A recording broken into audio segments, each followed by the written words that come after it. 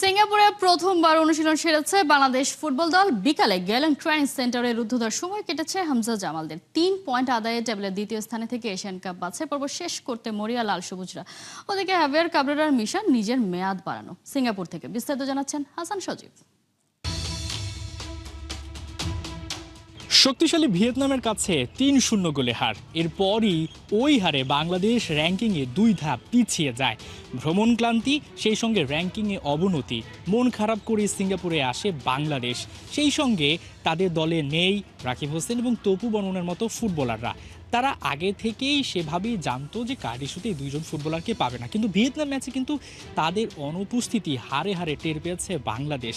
সেই অনুপস্থিতি কিন্তু সিঙ্গাপুরেও দেখা যেতে পারে, যদিও এই বিষয়টা নিয়ে খুব বেশি চিন্তিত নয় টিম ম্যানেজমেন্ট। আপাতত যারা আছে তাদেরকে নিয়ে ফাইট করতে হবে। পোর্সেলিন ভিয়েতনামের বিপক্ষে একটা প্রত্যাশা ছিল যে আরেকটু ফাইট হবে, সেখানে আপনার ম্যাচটা হেরেছেন এবং র্যাঙ্কিংয়েও একটা অবনতি হয়েছে। ভিয়েতনামে আমাদেরও এক্সপেকটেশন ছিল, কিন্তু আমরা সেকেন্ড হাফটা খুবই ভালো করেছি। সেকেন্ড হাফে আমরা ভালো ডমিনেট করার ট্রাই করেছি।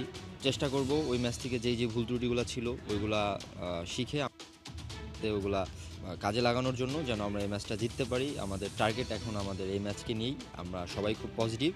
না, তারা থাকলে তো অবভিয়াসলি ভালো হতো, তো এখন আসলে নেই। তো আমরা যারা আছি তাদেরকে নিয়ে ফাইট দিতে হবে এবং আমরা সবাই প্রস্তুত ফাইট দেওয়ার জন্য। বাংলাদেশ যখন এশিয়ান কাপে নিজেদেরকে সি গ্রুপে সেকেন্ড পর্যায়ে রাখতে মরিয়া, ঠিক সেই সময়টা সিঙ্গাপুর এশিয়ান কাপ কোয়ালিফাই করে তারা একটা ফুটবল ফেস্টিভ্যালে মেতেছে।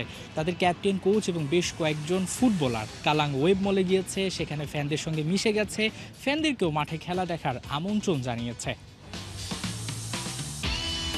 বাংলাদেশের জন্য এ ব্যাপারটা মন খারাপ হতেই পারে, আফসোস হতেই পারে। বাংলাদেশ হয়তোবা এই সময়টায় এই ম্যাচটা শেষ করতে পারত, এশিয়ান কাপ বাছাই পর্বে উতরে গিয়ে নিজেদেরকে শেষ সময় ঝালিয়ে নিতে, কিন্তু বাংলাদেশ এটা করতে পারছে না।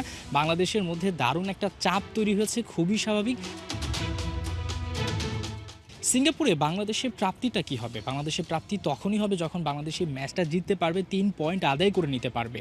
তাতে যেটা হবে, যেহেতু সিঙ্গাপুর এশিয়ান কাপের মূল পর্বে খেলবে, অন্যান্য দেশগুলো বাংলাদেশকে তখন সমীহ করতে শুরু করবে। এশিয়ায় রাজত্বটা বাংলাদেশে শুরু হবে। বাংলাদেশ এই ম্যাচটা জিততে চাইবে টেবিলের দ্বিতীয়তে, যাতে থাকতে পারে, একটা সম্মানের সঙ্গে এশিয়ান কাপটা শেষ করতে পারে।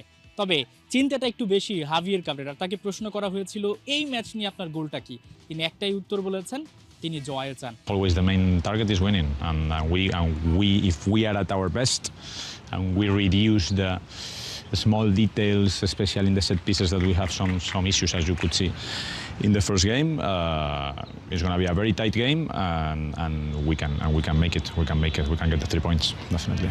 আসলে জয়টা তিনি এজন্যই চান কারণ তারও ডু আর ডাই ম্যাচ হতে যাচ্ছে সিঙ্গাপুর ম্যাচ। এই ম্যাচটা যদি তিনি জেতাতে পারেন তাহলে হয়তোবা বাহুকে বোঝাতে পারবেন অন্তত যে আমরা দ্বিতীয় অবস্থানে থেকে এশিয়ান কাপ বাছাই পর্বটা শেষ করেছি।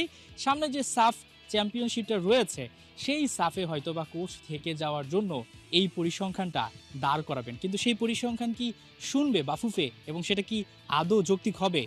হাসান সজীব, ৭১, সিঙ্গাপুর।